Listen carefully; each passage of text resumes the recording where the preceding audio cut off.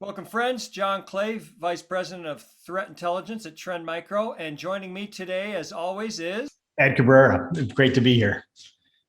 thanks, Ed. And this is another session of our Trend Talks BizSec, where Ed and I are going to chat about the latest topics that are happening out there in the world of cyber and technology.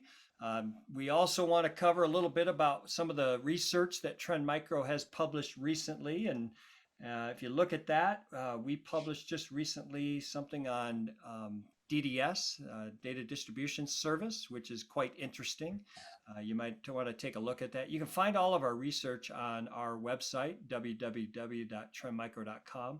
Go to the research tab and pull that down. You'll see blogs and infographics and research reports and all that good stuff. We just published one on Avos Locker ransomware that was using a legitimate rootkit tool that was out there to disable some of the security products that are running so they could install their ransomware. That was an interesting one. A new APT group called Berberoka. We published a whole information on that. Ed, that's an interesting name. Maybe one of these times we'll talk about naming conventions in the industry, which is Yes. quite interesting. We also just recently launched our Trend Micro One platform, cybersecurity platform. So a lot of information about that if you'd be interested in looking at that. But today we're going to talk about cyber risk.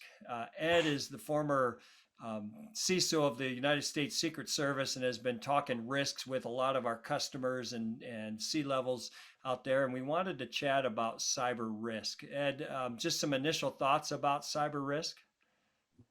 Well, cyber risk, it's really at the heart of everything that we do, right? So from a Trend Micro perspective and the products that we build, and because ultimately the goal for us is to reduce that risk for our customers, and from the other side, obviously that's your main goal as a CISO, right? You're truly trying to identify those high risk areas that you need to address, be it in people and process or technology.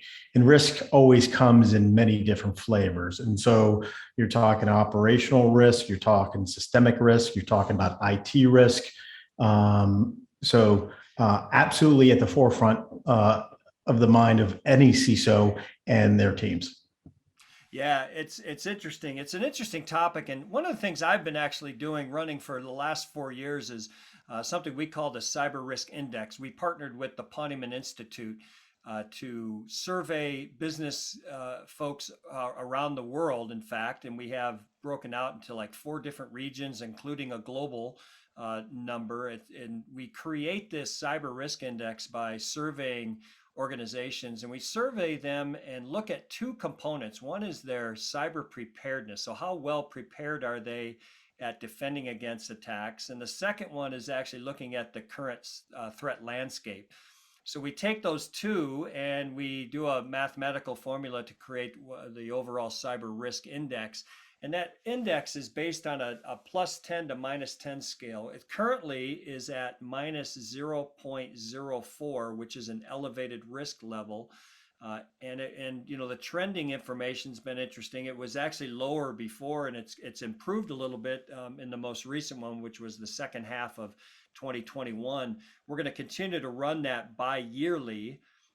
And so we're going to be kicking off the first half survey shortly here. But there's some interesting areas, Ed, that I noticed that when we talk about cyber risk and the preparedness side, one area is talking about challenges that they have with their personnel. So like one example is organization's IT security leader doesn't have sufficient authority and resources to achieve a strong security posture. Another one talks about their IT security leader not reporting to senior leadership. What do you think about the area of cyber risk when organizations did identifying their risk in terms of people? Yeah, well, the people part of the equation is overlooked so much, right? Because it's truly, you can look at any breach out there, and breach associated with a ransomware attack and or a traditional data breach, you see people and obviously the breakdown possibly of somebody either them being exposed to a social engineering attack, be it phishing, smishing, and you name it. But also it's, the people problem of the equation when you're even talking about the vulnerability side. We talk about vulnerability side. Hey, well, you don't need this individual to click on anything, right? To compromise a network or system.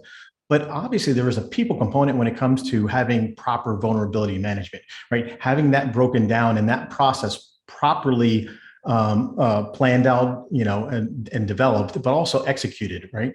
And so we see that a lot now, right? So when we look at these vulnerabilities and these known exploited vulnerabilities that CISA puts out, these are the vulnerabilities that all these attackers put in their back pockets, be it cyber criminals or APT actors. So the people equation is not just about user awareness training, which is big, but it's also, do you have the right teams, within your cybersecurity program? Do they have the right skill sets? Are they properly maintaining those skill sets? And then obviously it gets down to, from a process perspective, that at the root of it is it's people that actually create and manage these processes. Right. Yeah, and it's always interesting. And one of the things when we did our Trend Micro 1 launch, we talked about attack surface discovery.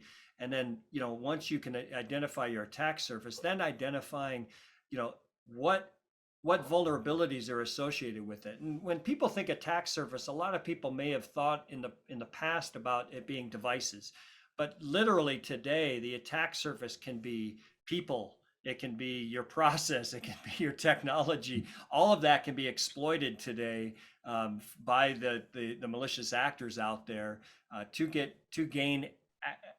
gain entrance into your network, laterally move across your network, exfiltrate the critical system, critical information that you have. So thoughts around attack surface? You make a great point, right? Attack surface, we talk about all the time. Obviously, we're investing a lot from a Trend Micro perspective, but it's obviously the real basic component from a security 101. It's a fundamental concept. It's, if you can't see it, you can't protect it. So first and foremost, out of the gate. But I think the other nuanced or different levels that we're talking about is, okay, attack surface, and you just sort of talked to it a little bit, is it's not just the IoT device, the shadow IT problems, all of these issues when it comes to, okay, if you can't see it, you can't protect it, but it's also the user, right? So the attack surface is the user themselves, right? And how, and are you managing their identity, their access? Are you managing and monitoring the people side? Are you deploying a zero trust model, right, to do that? And so this is an interesting, area that we always talk about it, and we talk about it at a high level, but now it's really getting down to the brass tacks. You really need to manage that attack surface and be able to quickly mitigate the risk associated with it.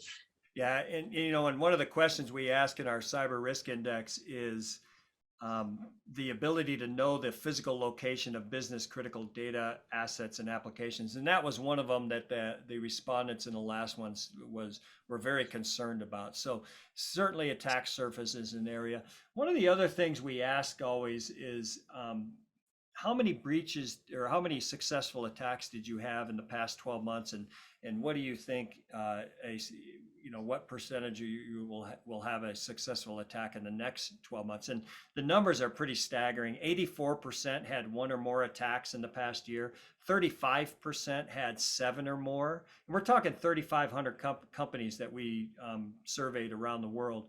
And then likelihood to experience a cyber attack in the next 12 months was 76% said it was somewhat to very likely to be successfully attacked. So Ed, obviously there's a lot of work that organizations need to do, but a risk-based approach versus a compliance-based approach is probably the better option, don't you think? Oh, absolutely. Compliance is the starting line, right?